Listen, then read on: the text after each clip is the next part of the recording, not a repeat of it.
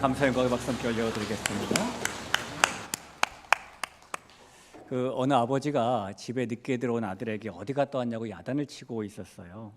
아들이 아무데도 갔다 오지 않았다고 대답을 하니까 아버지가 꾸중을 이어가게 됩니다. 너 도대체 왜 학교는 안 가고 빈둥빈둥거리니? 도대체 언제 철들래? 버릇은 또 왜 그렇게 없니? 선생님을 보면 인사는 해야 될 것 아니냐? 수업이 끝나면 바로 집으로 오지도 않고 늦게까지 밖을 배회하고, 내가 너에게 다른 아이들에게처럼 땔감을 잘 나오라고 하니 쟁기질을 하라고 하니 도대체 왜 공부를 하지 않는 거니? 글이라도 열심히 배워야 뭐라도 될 것 아니냐? 제발 너의 형과 동생의 반만이라도 닮아라. 여러분, 이 내용은 지금으로부터 3700년 전인 기원전 1700년경에 수메르 문명에서 발견되었던 점토판 유물에 기록되어 있는 글입니다. 3700년 전의 일이지만은 지금 시대 부모가 자식에게 하는 꾸중과 크게 다르지 않죠. 이 사람이 자기 자녀 또는 자신보다 어린 사람을 볼 때에 철이 없어 보이고 부족해 보이는 것은 당연한 일일 겁니다. 이 세월이 흐르다 보면은 사회적으로는 많은 변화가 나타나는데요. 그런 변화 속에서 개인과 사회에는 앞선 세대 사람들이 도저히 용납할 수 없는 기준이라는 것이 생기게 됩니다. 그런데 이 변화된 세상을 사는 그 뒤를 잇는 세대가 그 기준과 전혀 다른 모습을 살고 있기 때문에 앞선 세대 사람들이 볼 때에는 그것이 부족해 보이기도 하고 철이 없어 보이기도 하는 것이죠. 이런 것을 일종의 세대 차이다라고 말할 수도 있을 겁니다. 과거에는 세대 차이라는 것이 30년, 20년 이 정도로 생각을 했다면 요즘에는 또 이게 굉장히 짧아졌죠. 대학생들 사이에서도 고등학생들 사이에서도 세대 차이가 나타난다라고 하죠. 심지어 초등학생들까지도요. 불과 1년 후배들에게 요즘 것들은 정말 내가 저 때는 안 저랬는데 이런 말들을 종종 한다고 해요. 또한 불과 몇 초, 몇 분 사이로 태어난 쌍둥이 사이에서도 먼저 태어난 사람이 동생에게 나 때는 안 그랬는데 이런 말을 할 정도라고 하죠. 이 교회 안에서도 매한가지로 역할에 따라서 혹은 나이에 따라서 비슷한 현상이 나타나기도 합니다. 예를 들어서 이 목사 같은 사람은 앞선 세대의 그런 기준을 가지고 내가 강도사일 때는 안 그랬는데 이런 생각을 하기도 하고요. 우리 교회 강도사가 없어서 이렇게 말씀드리는 거예요. 나이가 선배뻘인 사람은 나이가 후배뻘인 사람들을 보면서 세상 참 좋아졌다, 많이 변했다 이런 생각을 하기도 하죠. 서로 다르기 때문에 생각의 관점의 목적에 차이가 생기는 겁니다. 이 교회는 동일한 직분, 동일한 나이, 동일한 직업, 동일한 성격을 가지고 있는 사람들이 모인 곳이 아닙니다. 역할과 나이, 경험과 직업, 환경과 성향, 이 머리끝부터 발끝까지 모든 것이 다 다른 사람들이 모여서 예수님의 몸을 이루어가고 예수님의 꿈을 이루어가는 것이 교회예요. 그래서 각기 다름과 차이는 있지만 참으로 다채로움과 아름다움이 있는 곳이 교회이고, 성도인 우리 한 사람 한 사람은 교회로서 그런 다채로움과 아름다움을 추구하며 살아가는 존재들이죠. 그렇다면 성도 여러분, 어떻게 하면 하나부터 10까지 모든 것이 다 다르고 차이가 있는 사람들인 우리가 이 교회의 다채로움과 아름다움을 함께 일구어 나갈 수 있을까요? 어떻게 하면 우리가 함께 예수님의 몸을 세워가고 함께 예수님의 꿈을 이뤄갈 수 있는 걸까요? 2000년 전 디도가 섬기던 그레데 섬의 교회에도 나이, 직업, 성별, 신분 등 많은 부분이 각기 다른 다양한 성도들이 모여 있었습니다. 오늘 우리가 그들의 이야기를 통해서 다름과 다양함을 다채로움과 아름다움으로 바꿀 수 있는 방법을 만날 수 있는 예배가 될 수 있길 주님의 이름으로 축원합니다. 오늘 말씀에서 바울은 우선 공동체 내에서 나이가 많은 사람들은 어떻게 교회다움을 이루어가야 하는가에 대한 말씀을 합니다. 우리가 함께 읽은 본문에 보니까 늙은이라는 단어가 2번 등장하는데요. 이 표현의 말씀은 사실 나이가 많은이라고 바꾸어 표현하는 것이 좋은 그런 말씀입니다. 이 다른 번역 성경인 공동번역이나 새번역이나 현대인의 성경 같은 경우를 보면은 그런 곳에서는 이 말씀을 나이 많은이라고 번역을 하고 있어요. 따라서 우리도 오늘 본문을 그렇게 읽는 것이 더 바람직해 보입니다. 2절과 3절을 그렇게 한번 볼까요? 나이가 많은 남자로는 절제하며 경건하며 신중하며 믿음과 사랑과 인내하며 온전하게 하고 나이가 많은 여자로는 이와 같이 행실이 거룩하며 모함하지 말며 많은 술의 종이 되지 아니하며 선한 것을 가르치는 자들이 되고라고 우리는 보는 게 좋습니다. 근데 바울은 이렇게 나이가 많은 남자, 나이가 많은 여자는 이렇게 교회다움을 이루어 가라라고 말씀하고 있는 것이죠. 자, 그렇다면 여러분, 우리는 오늘 이 말씀의 의미를 알기 전에 먼저 이 말씀의 대상자인 나이가 많은 사람의 기준이 어떻게 되는가를 살펴볼 필요가 있겠죠. 여러분, 몇 살 정도 되면 나이가 많은 사람인 걸까요? 몇 살 정도라고 생각하십니까?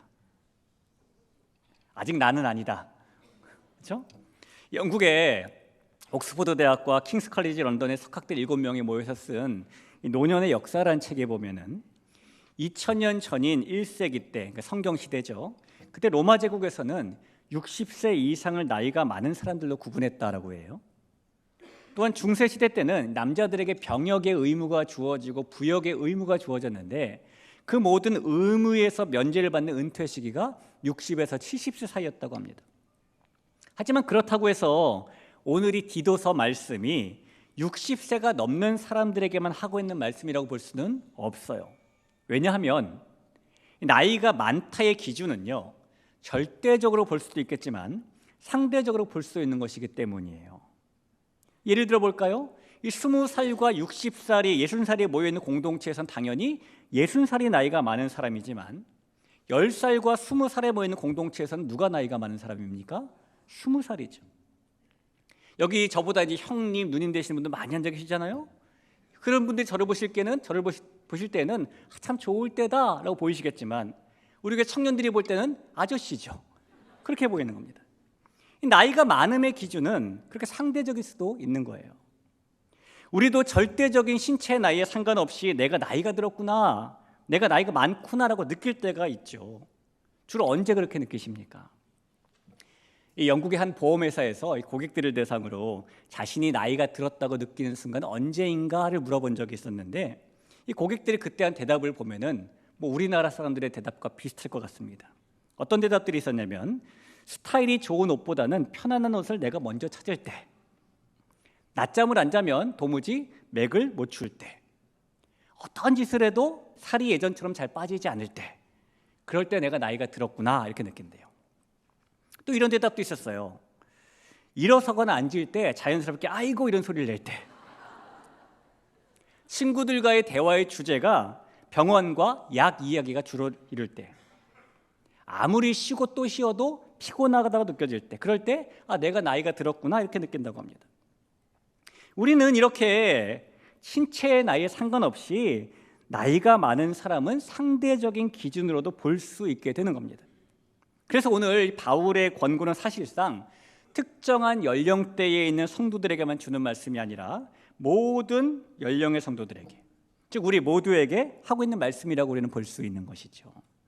여러분, 오늘 이 말씀을 어르신 성도들에게만 주시는 말씀이다라고 생각하지 마시고 우리 모두에게, 나에게 주시는 말씀으로 받으시기를 부탁을 드립니다. 자, 이제 바울이 말하는 각기 다른 우리가 모여 교회의 다채로움과 아름다움을 이룰 수 있는 방법에 대해서 좀 살펴볼까요? 2절을 한번 보겠습니다. 나이가 많은 남자로는 절제하며 경건하며 신중하며 믿음과 사랑과 인내함에 온전하게 하고라는 말씀입니다. 오늘 이 본문 말씀에서 바울이 다채롭고 아름다운 교회다움을 이루기 위해 가장 먼저 언급하고 있는 것은 절제라는 거예요. 일반적으로 절제라는 것은 무엇인가를 정도에 넘치지 않도록 조절하는 것을 의미하죠. 오늘 본문에서 절제는 세상의 풍습을 따라가지 않는 절제를 의미해요. 그리고 이 당시의 시대상과 그레데 섬의 상황을 살펴본다면 이 말씀에서의 절제는 1차적으로 세상의 풍습인 술을 가까이 하는 것을 멀리하는 절제를 의미합니다. 이 로마 제국에서는 남자들만의 향락 모임이 굉장히 잦았습니다. 그리고 그 남자들만의 모임에서는 나이가 많다라고 대우받는 사람은 음식을 더 많이 받을 수도 있었고 포도주를 먼저 마음껏 마실 수도 있었어요. 그래서 나이를 대우받는 남자들은 마음만 먹으면 매일매일 포도주를 넘치게 마시며 술에 빠져 살 수도 있었죠. 당시 사람들이 얼마나 술을 많이 마셨던지 와인의 역사라는 책에 보면은 로마에 사는 사람들이 1년에 약 1억 8천만 리터의 포도주를 마셨다고 합니다.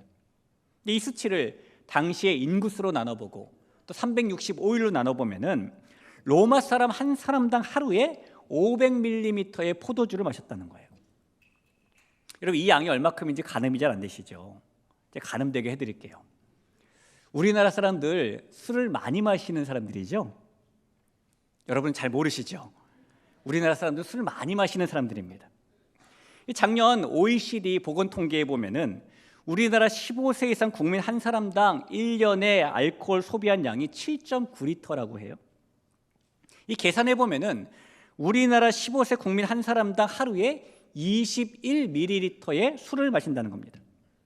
그러니까 술을 자주 드시고 많이 드시는 분들이 보기에는 평균이 그거밖에 안 돼? 내가 더 마셔도 되겠네 라고 생각할 수도 있겠지만은 이 수치가 전 세계 평균 수치의 1.5배에 해당하는 수치입니다. 그러니까 우리가 현재 우리나라 사람들의 술 소비량 수치인 하루 21ml와 당시 로마 사람들의 술 소비량 하루 500ml를 비교해 본다면 이 로마 제국 사람들이 얼마나 포도주를 많이 마신 것인지를 쉽게 짐작할 수가 있겠죠. 이 바울은 그렇게 술에 인박혀 사는 세상의 풍습을 따라가지 말고 절제하라 라고 지금 말하는 겁니다. 게다가 당시에 그리스에서는요, 이 신화에 등장하는 술의 신 디오니소스를 숭배하는 그런 숭배 사상이 널리 성행하고 있었는데 이 그리스 남쪽에 있던 그레데 섬도 예외는 아니었어요. 이 디오니소스를 숭배하는 사람들은 술을 마시고 취하면 디오니소스의 영혼이 충만하게 된다고 생각을 했습니다. 그래서 그들은 술을 진탕 마시고 노래하고 춤추는 일에 빠져 살았는데 이 술을 마시다 보니까 점점 폭력적으로 변했어요. 나중에는 짐승을 산채로 찢어 죽이기도 하고 그 가죽을 갈기갈기 찢기도 하고 그 고기와 피를 먹고 마시는 등 점점 과격해지면서 광기에 휩싸이는 식으로 디오니소스를 숭배하게 됩니다. 그 모두가 남녀노소 가릴 것 없이 술에 취해서 광기에 빠져서 숲속에 들어가 보이는 것들을 모두 찢어 죽이기도 했어요. 그래서 이 잔인성과 폭력성 때문에 기원전 1세기의 로마는 이 디오니소스 숭배를 금지시킵니다. 하지만 금지한다고 사람들이 안 하나요? 몰래 미교 형식으로 전해지고 남아있어서 여전히 사람들은 디오니소스를 숭배했어요. 이 그레데 섬에 살고 있던 사람들도 여전히 디오니소스 숭배를 계속하며 술에 취해서 광적으로 폭력적으로 행동하며 살기도 했습니다. 그래서 이 디도서 1장 10절에서 그 사람들이 이렇게 평가하고 있는 거예요. 그레데인들은 항상 거짓말쟁이며 악한 짐승이며 배만 위하는 게으름뱅이라 하니, 이렇게 평가하고 있는 겁니다. 이런 세상이니 바울이 오늘 술을 절제하여 세상의 풍습을 따라가지 말라라고 권고하고 있는 겁니다. 여러분, 세상의 풍습을 따라가지 않는 것은 성도에게 매우 중요한 일이죠. 이 구약 성경에 등장하는 입다라는 사람은 18년 동안 이스라엘을 압제했던 암몬으로부터 그 백성들을 구원해낸 위대한 사사입니다. 그가 비록 사람들의 손가락질을 받는 기생의 아들이었지만 그에게 하나님의 영이 임하였고 그가 하나님의 능력으로 전쟁에서 승리를 거두었어요. 그렇게 쓰임받던 사람이 입다입니다. 그러나 입다는 그 암몬과의 전쟁에 나가기 전에 세상의 풍습을 따라가는 어리석음을 보여줘요. 사사기 11장 30절 31절을 보죠. 그가 여호와께 서원하여 이르되 주께서 과연 암몬 자손을 내 손에 넘겨주시면 내가 암몬 자손에게서 평안히 돌아올 때에 누구든지 내 집 문에서 나와서 나를 영접하는 그는 여호와께 돌릴 것이니 내가 그를 번제물로 드리겠나이다 하니라. 자기가 전쟁에서 이기고 나면은 사람을 하나님께 제물로 드리겠다라고 지금 말하고 있는 거예요. 이 당시 입다가 살던 가나안의 종교 중에는 이 결혼한 부부의 다산을 빌기 위해서 가나안의 어머니 신이라는 우상에게 처녀를 제물로 바친 의식도 있었고요.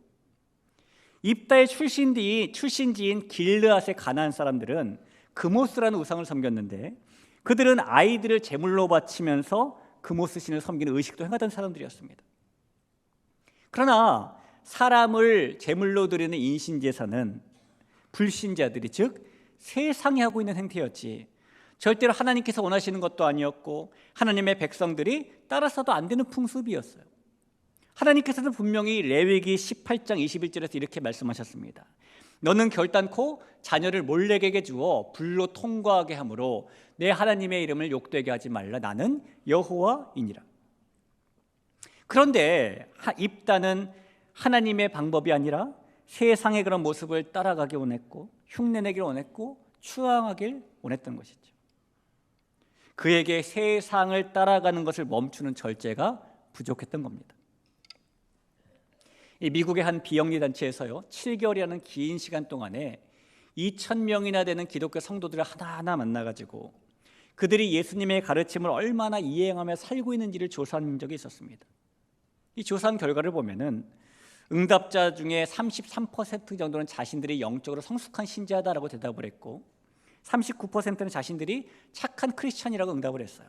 그러나 반면에 무려 24%에 해당하는 성도들은 자신들을 세속적인 신자다라고 평가를 했고 4.6%의 성도들은 자신들이 예수님과 먼 신자라고 평가합니다.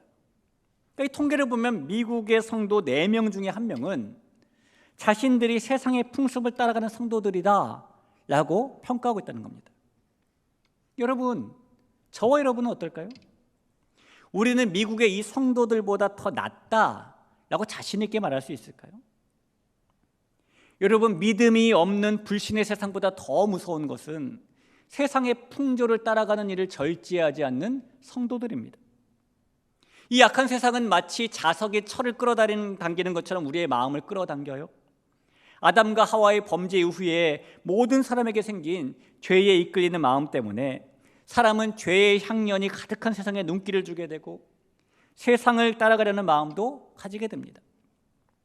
그러나 교회된 사람들, 성도된 사람들은 세상의 악한 모습을 따라가는 그 마음을 절제하고 오히려 세상의 악을 거스르며 살아가는 존재들이에요.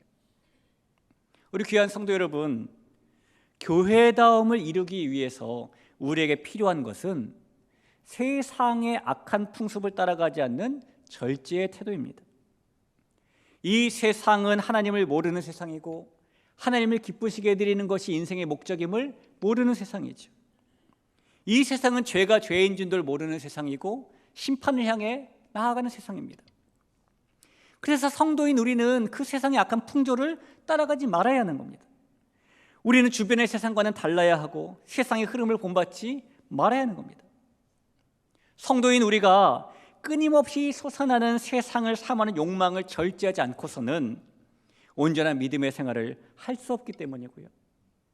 성도인 우리가 세상을 쫓아가려는 걸음에 절제라는 브레이크를 걸지 않고서는 예수님을 뒤따라갈 수 없기 때문이에요. 고린도전서 9장 25절 말씀을 한번 보시죠. 이기기를 다투는 자마다 모든 일에 절제하나니 그들은 썩을 승리자의 관을 얻고자 하되 우리는 썩지 아니할 것을 얻고자 하노라라고 바울은 말합니다. 여러분, 부디 이 세상이 저와 여러분의 삶을 악으로 물들이지 않도록 할 수 있기를 바랍니다. 물론 그렇게 하는 것이 쉽지 않을 수도 있어요. 이 세상은 끊임없이 우리에게 다른 사람들과 유별나게 굴지 말고 똑같이 되라고 압력을 가하고 있기 때문입니다. 하지만 성경이 우리에게 이렇게 말씀하고 있다는 것을 우리는 분명히 기억해야 돼요. 데살로니가전서 5장 22절을 보죠. 악은 그 어떤 모양이라도 버리라.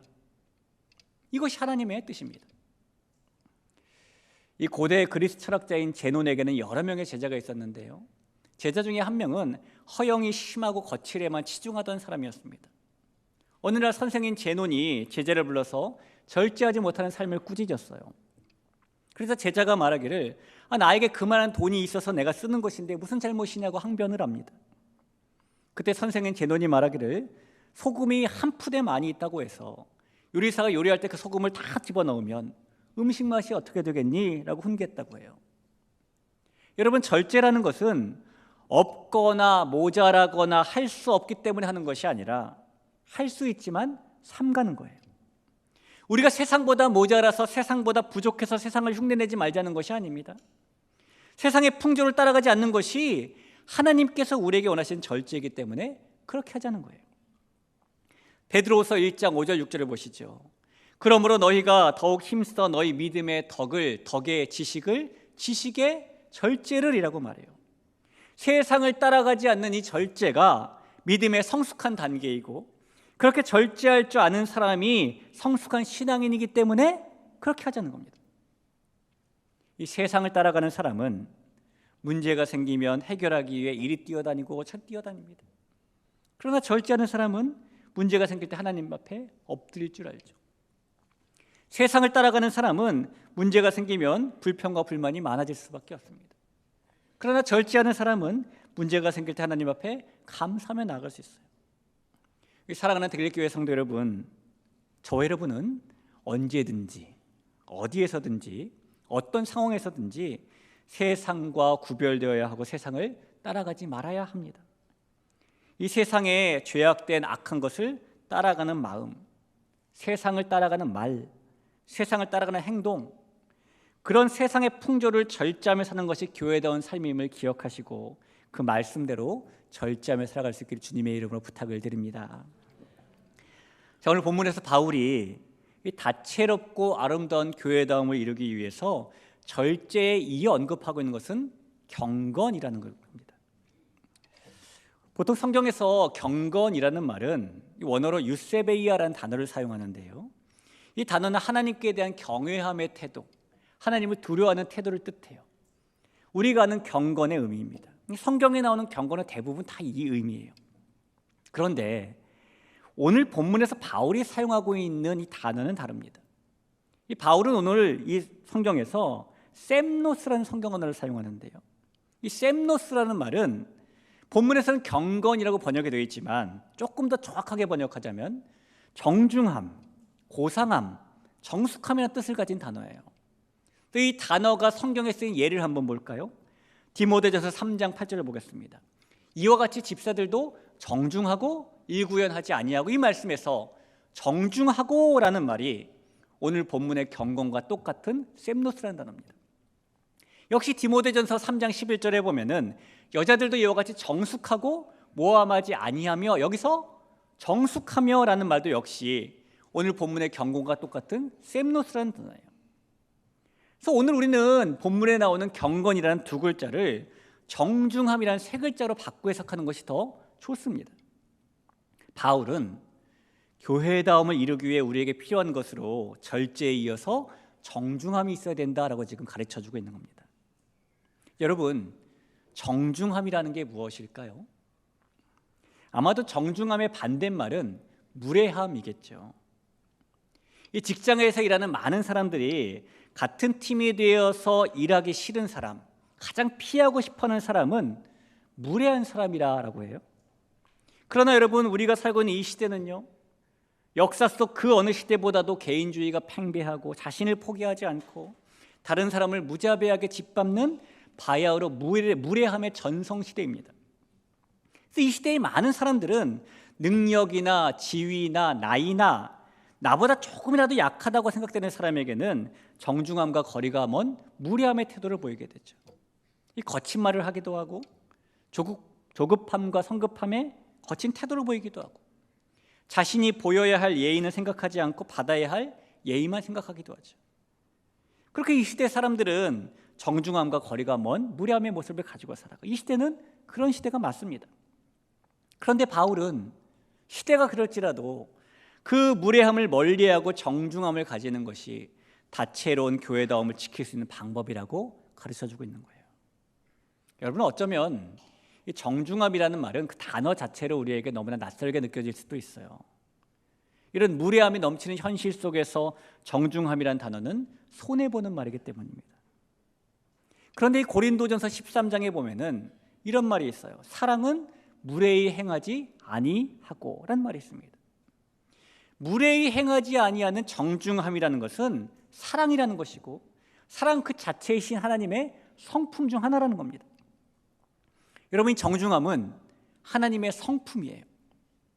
만약에 하나님께 정중함이라는 성품이 없었다면 어떤 일이 일어났을까요? 만약에 하나님께서 우리를 무례하게 대하셨다면 우리에게는 무슨 일이 일어났을까요? 하나님에게 이 정중함이라는 성품이 없었다면 과연 하나님께서 우리를 참으셨을까요? 과연 하나님께서 자기 아들까지 비참한 죽음을 겪게 하시면서까지 우리를 구원하셨을까요? 만약 하나님께 정중함이라는 성품이 없었더라면 과연 하나님께서 지금도 우리와 동행하고 싶으실까요? 과연 하나님께서 끝까지 우리를 사랑하실까요? 그러나 성도 여러분, 하나님께서 무례한 분이 아니라 정중한 분이시기 때문에 우리를 참아주시고 또 견뎌주시고 우리를 구원해 주시고 함께해 주시고 그리고 우리를 끝까지 사랑하시면서 돌봐주시는 겁니다. 하나님께서는 그렇게 정중한 성품을 가지고 있는 분이세요. 그리고 저와 여러분은 그 하나님의 성품을 닮아 살도록 따라 살도록 창조된 사람들입니다.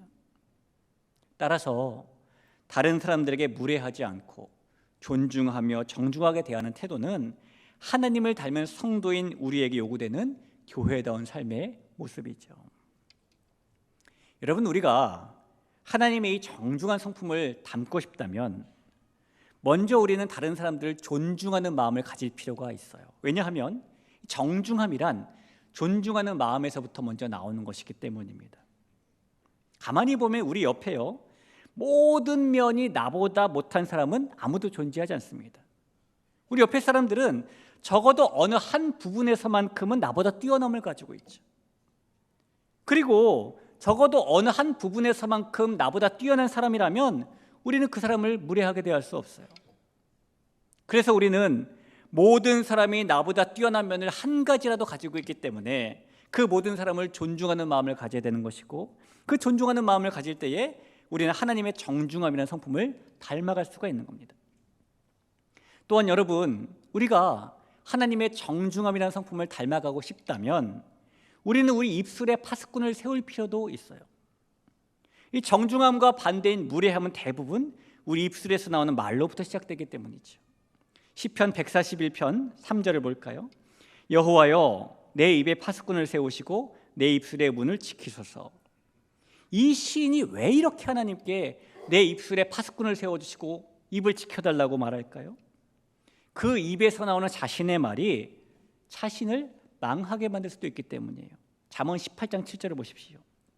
미련한 자의 입은 그의 멸망이 되고 그의 입술은 그의 영혼의 그물이 되느니라. 이 시편과 잠언 말씀에 의하면 무례한 말은 우리의 멸망이 될 수도 있는 것이고 우리 영혼의 그물이 될 수도 있는 것이기 때문에 피해야 되는 것이죠. 특별히 여러분, 우리가 가장 많은 시간을 보내고 있는 가정에서 우리는 가족에게 하는 무례한 말에 자물쇠를 채울 필요가 있어요. 특별히 남편분들, 혹시 아내분들에게 이런 말들 하시는 분들 안 계시겠죠. 당신이 하루 종일 집에서 하는 게 뭐야? 아니, 애들이 왜 저 모양이야? 당신이 알면 뭘 한다 그래? 당신은 밥이나 해. 뭐 그렇게 말이 많아? 너무 리얼한가요? 당신 말할 때 생각은 하고 말하는 거야? 여러분, 이런 무례한 말에 자물쇠를 남편분들 채우셔야 돼요. 아내분들도 마찬가지입니다. 혹시 남편분들에게 이런 무례한 말 하는 분 안 계십니까? 당신 뭐 하나 제대로 하는 게 없어. 네, 그럴 줄 알았어. 돈은 쥐꼬리만큼 벌어오면서. 당신 식구들은 왜 하나같이 다 그 모양이야? 또 뒷북치고 있지. 됐어. 이제 서로 상관하지 말고 살자. 여러분, 이런 무례한 말에 자물쇠를 채워야 되는 거예요. 우리의 가정에서도 이런 말이 나오려고 하는 입술에 파수꾼을 세워야 합니다. 교회에서도 마찬가지고요. 우리의 말이 정중해지면 우리의 태도도 덩달아 무례함을 벗어나 정중해질 수 있어요. 우리 귀한 성도 여러분, 존중하는 마음으로 정중하게 대하는 태도, 말에 파수꾼을 세워서 정중하게 대하는 태도가 곧 하나님의 성품을 닮아가는 것이다 라는 것을 꼭 기억하시고, 그것이 교회다운 삶의 모습이다라는 사실을 꼭 기억하시고 정중함을 따라설 수 있는 우리 모두가 될 수 있기를 간절히 부탁을 드립니다. 우리가 사는 이 현대 세상에서 교회라는 곳의 이미지는 점점 추락을 하고 있는 것이 현실입니다. 5년 전 한국 기독교 목회자 협의회에서 한국 기독교 분석 리포트라는 것을 발표를 했는데요.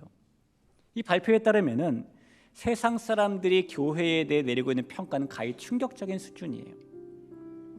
세상 사람들이 교회에 대해 가지고 있는 이미지 중에서 긍정적인 대답, 예를 들어서 남을 잘 돕는다, 약자 편에 선다, 도덕적이다, 이런 대답은 그 수치가 10% 안팎에 불과합니다. 그러나 반면에 부정적인 대답, 이기적이다, 물질 중심적이다, 권위주의적이다, 이런 대답은 그 수치가 70%에 가까울 정도로 압도적입니다. 사람들은 이렇게 말해요. 세상의 교회는 많지만 가볼 수 있는 교회는 그렇게 많지 않다. 여러분, 이런 세상에서 교회인 우리의 추락하는 신뢰도를 회복할 수 있는 길이 어디에 있을까요? 우리가 가진 것을 다 팔아 가난한 사람들을 다 도와주기만 하면 우리의 신뢰도가 높아질까요? 우리가 사회 봉사에만 앞장서고 사회적 책임을 다하면 신뢰도가 회복될까요? 우리가 튀지 않고 세상의 흐름을 따라가기만 하면 신뢰도가 높아지고 좋아질까요? 여러분, 오늘날 교회가 교회다움을 잃은 이유는 바로 교회인 저와 여러분의 교회다운 삶이 선명하지 않았기 때문이에요. 우리의 교회다운 삶의 모습은 24시간 7일 내내 우리의 선명한 삶의 방식이 되어야 되는 겁니다. 그리고 그렇게 우리가 교회로서 교회다운 삶을 살아갈 때에, 우리가 교회다운 교회가 될 때에 그 신뢰도가 회복되는 것이고 사람들이 하나님께 영광을 돌리게 되는 것이죠. 오늘 우리가 함께 나누어 본 두 가지 교회다운 삶의 모습, 어떤 경우에도 무슨 일에도 세상의 악한 모습을 따라가지 않는 절제하는 교회다운 삶의 모습, 무례함을 버리고 정중함이라는 하나님의 성품을 닮아가는 교회다운 삶의 모습, 이 두 가지를 우리의 마음에 새기고 이 한 주간도 그런 교회다운 삶의 주인공으로 살아가는 대길의 공동체 될 수 있기를 주님의 이름으로 간절히 축원하며 부탁드립니다. 우리 시간에 주님의 그 말씀을 기억하며 같이 찬양하는 시간을 가지죠.